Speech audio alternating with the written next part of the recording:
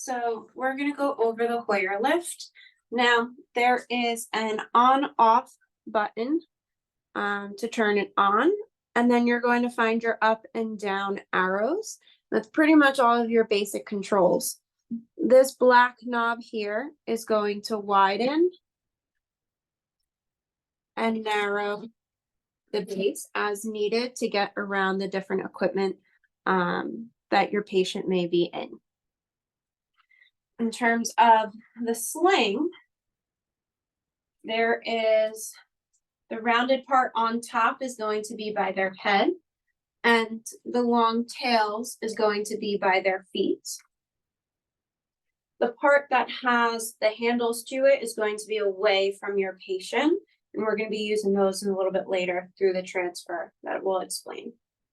So when I go to place this sling behind my patient who's sitting in the chair, I'm going to assist in asking him to lean forward.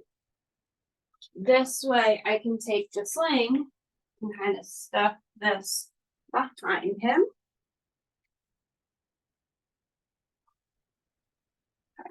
And he can sit on that.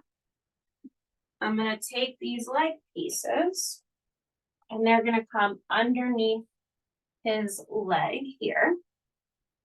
And same thing on the other side. We're going to go underneath his leg there. Now, if I were to connect him to the Hoyer sling like this, it's going to end up spreading his legs, which may be helpful if you're doing some sort of like pericare or toileting. But just for transfers, we want to cross the loops one through the other to help kind of keep his legs closed. From this position, I'm going to bring the Hoyer lift over towards my patient to just widen it to fit around the wheelchair.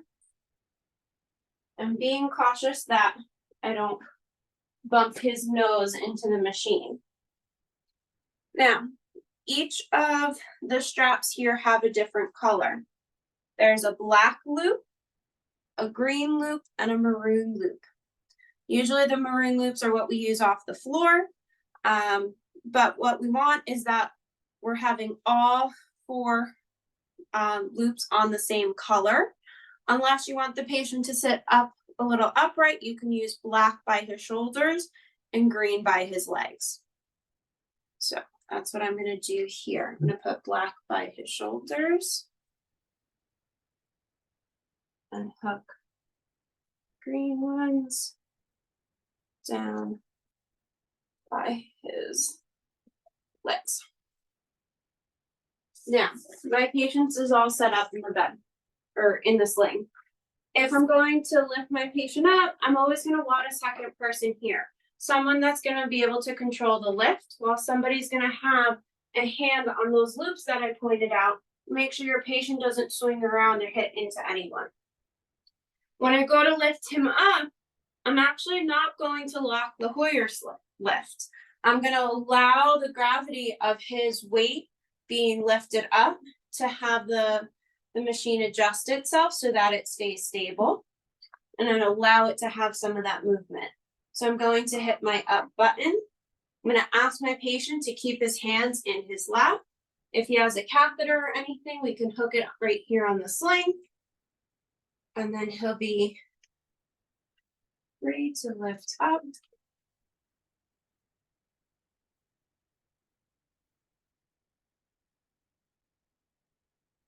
Once he's clear from the surface, I'll be free to move him around. When I go to lower him, the person that's going to be here with my patient and holding on to these loops is going to stay behind the chair and pull him back into a more upright position as the other person lowers down the Hoyer lift. So we're going to play both parts here. And I'm going to hold him back.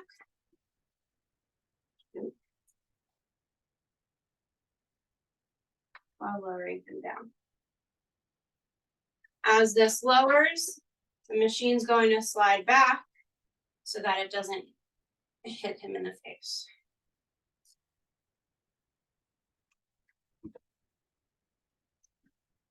From there, I can undo all of the loops.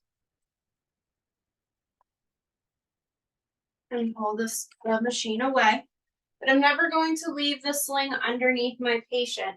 What I'm going to do is ask him to lift up or help him lift up his legs so I can pull the sling out from under. And then he's gonna lean forward and pull the sling out so that it doesn't create any skin breakdowns or things like that.